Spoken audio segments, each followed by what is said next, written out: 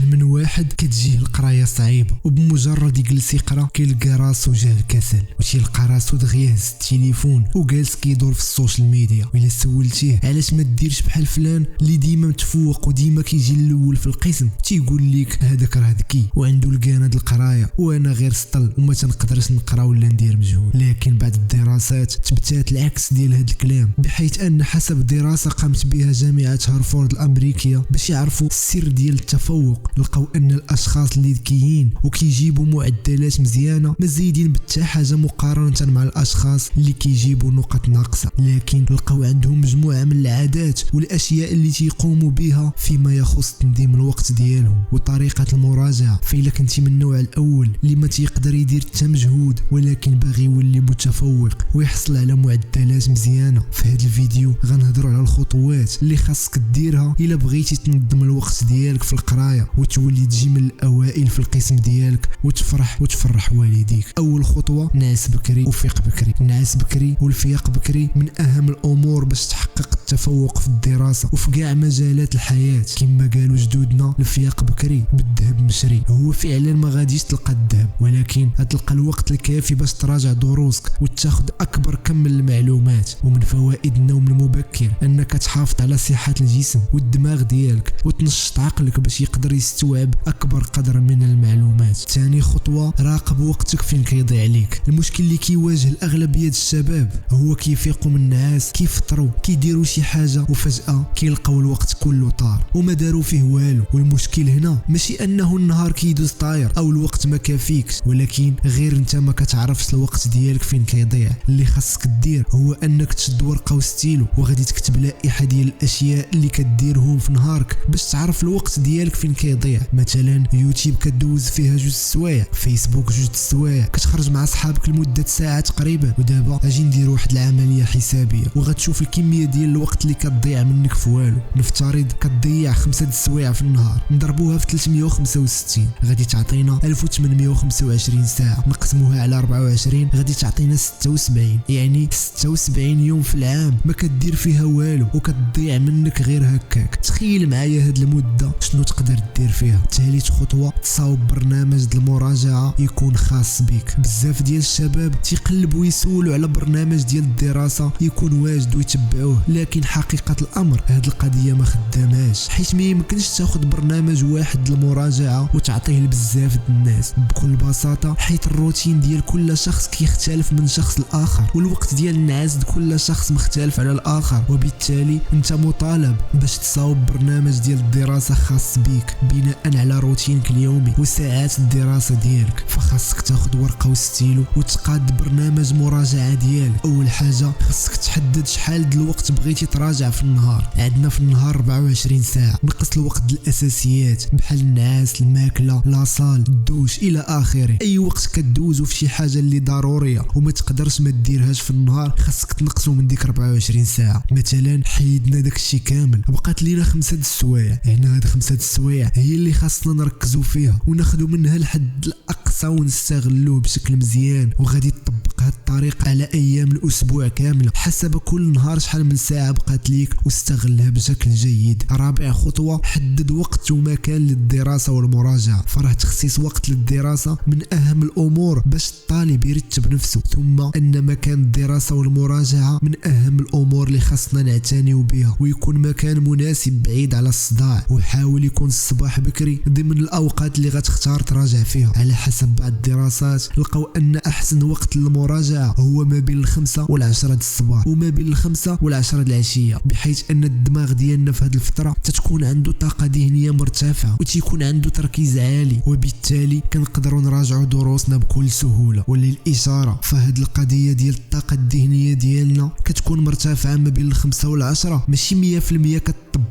على كل شيء، بحيث ان الدراسات تثبتات ان بعض الاشخاص تيكون التركيز ديالهم مرتفع في اوقات مختلفه في النهار، وبالتالي انت بوحدك قادر تعرف فوقاش كتكون مركز اكثر. فجرب تقرا في الصباح بكري وجرب تقرا في العشيه وجرب تقرا وسط النهار حتى تلقى الوقت المناسب ليك. خامس خطوه اختار المواد قبل ما تبدا المراجعه. ما خاصكش حتى تجلس تقرا عاد تبدا تفكر تفكر وتطرح على راسك السؤال وتقلب شنو تراجع اليوم. بل خاصك تكون من قبل موجد المواد اللي غتراجع في البرنامج ديالك. فمثلا انا داير شعبة العلوم الرياضية، والمواد اللي عندهم المعاملات طالعين هما الرياضيات والفيزياء. في البرنامج ديالك خاصك تحاول تعطي وقت اكثر للمواد العلمية اكثر من الادبية، وبطبيعة الحال العكس بالنسبة للشعب الادبية. البرنامج خصو يكون على هذا الشكل. على سبيل المثال اثنين غتراجع 5 السوايع، وغادي تراجع فيها 2 السوايع فيزيك و2 الرياضيات وساعة الفلسفة. 3 غادي تراجع 4 السوايع، وغادي تراجع فيها ساعة العربية، 2 السوايع لغة انجليزية وساعة تربية اسلامية الى اخره. ما كاينش اللي غادي يعرف يحدد لك برنامج ديالك والوقت ديال كل مادة احسن منك. انت شوف المواد اللي عندك فيها مشكل والمواد اللي مراجعها قبل حاول تضرب عليها طلة مرة حتى تصاوب برنامج ديالك على الطريقة ديالك. سادس خطوة هي الانضباط. في الاول غتكون متحفز وغادي تطبق كاع داكشي اللي عندك في البرنامج ديالك، ولكن مع مرور بعض الوقت غادي تولي تحس بالكسل وغادي تبدا بالتأجيل. وهنا الانضباط ديالك غادي يلعب دور كبير. خصك تنسى شي حاجة سميتها غدا غادي نبدا او حتى الاخر د العام ونزير راسي. خصك ضروري تلتزم وتواعد راسك باللي غادي تطبق داكشي اللي عندك في البرنامج، وغادي دير كل حاجة في وقتها. ومن الحوايج اللي تقدر دير وغيساعدوك على التحفيز هي تكافئ راسك ملي تسالي القرايه. فمثلا شري شي حاجه عزيزه عليك وما تاكلها حتى تسالي المراجعه ديالك، او ملي تسالي القرايه تفرج في شي فيلم بغيتي تفرج فيه. المهم هو خاصك تحس بانك كافئتي راسك من بعد ما كدير شي مجهود. واخر خطوه هي اعطي حق الله في العباده. بزاف ديال الطلاب والتلاميذ